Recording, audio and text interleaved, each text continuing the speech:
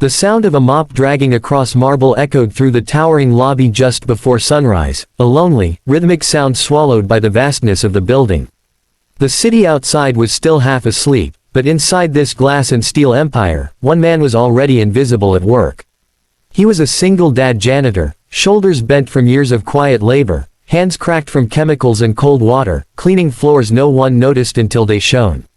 No one imagined that within minutes, a single moment would turn every head in this building, when the man they never looked at would speak fluent Japanese to the quietest CEO in the room and shock everyone watching.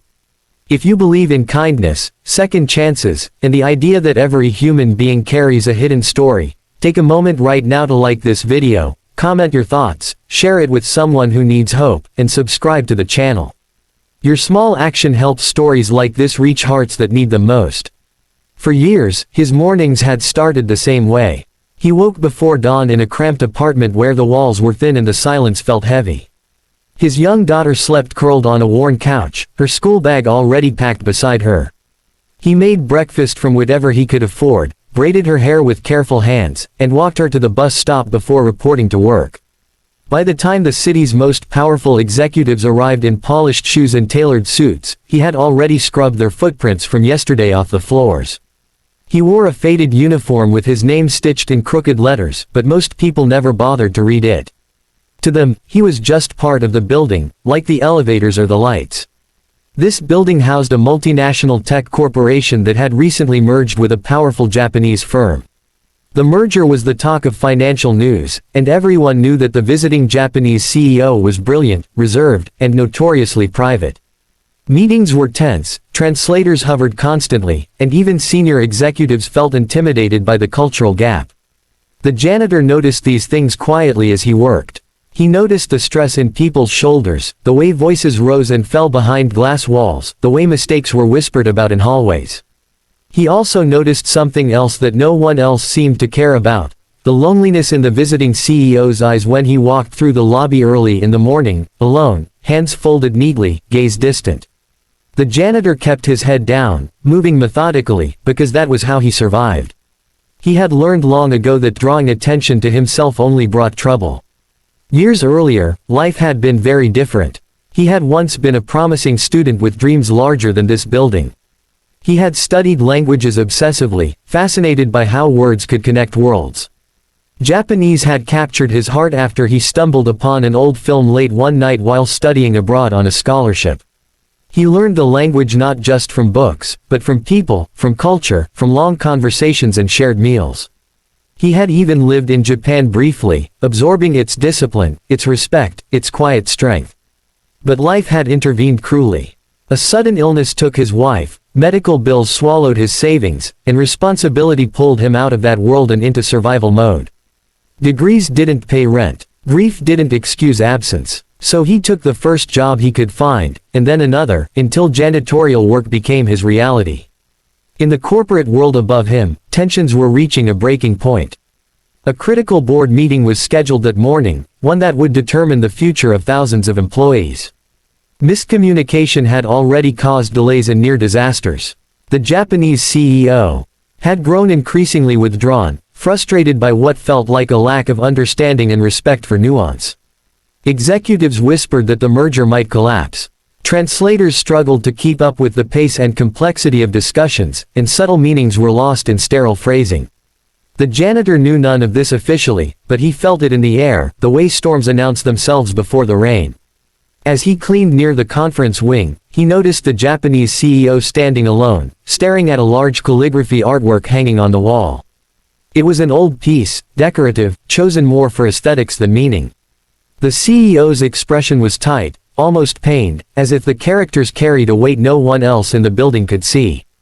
The janitor hesitated. His instinct screamed at him to keep moving, to stay invisible.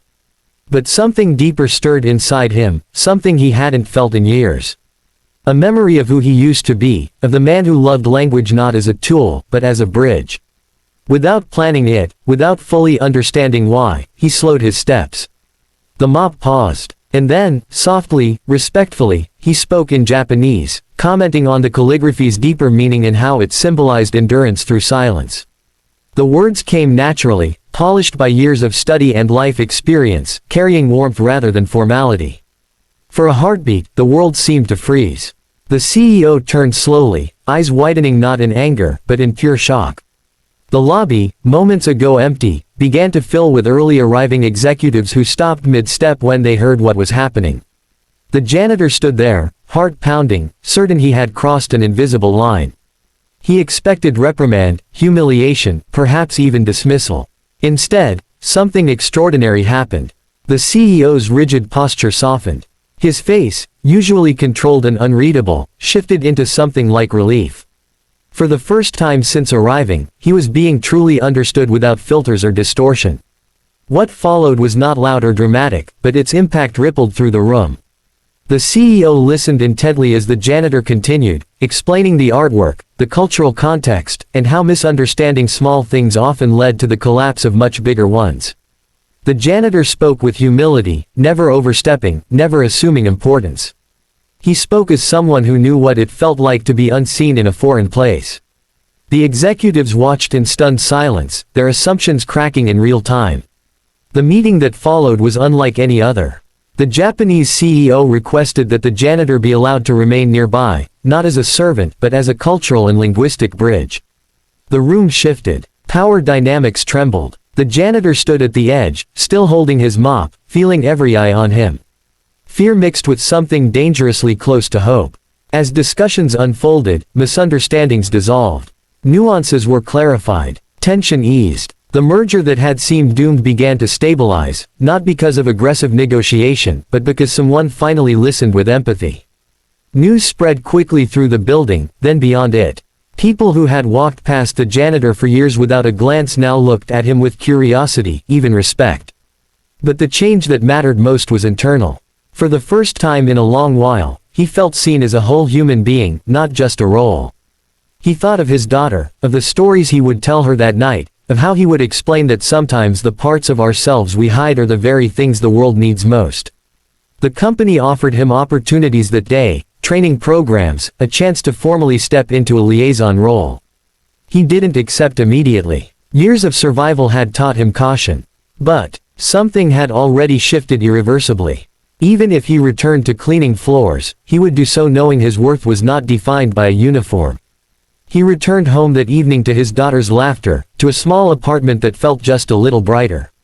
He helped her with homework, cooked dinner, and tucked her in with a heart fuller than it had been in years.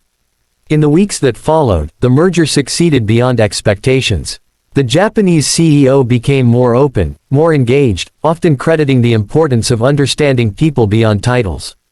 The janitor transitioned slowly into a new role, still grounded, still humble, never forgetting where he came from. He continued to arrive early, not out of obligation, but gratitude. He still cleaned sometimes, not because he had to, but because it reminded him of resilience. Just before the ending, please take a moment to comment below and share what part of this story resonated with you the most. Your words matter more than you think. Near the end of the year, during a company-wide gathering, the CEO spoke about unseen bridges, about how the future belonged to those who listen deeply.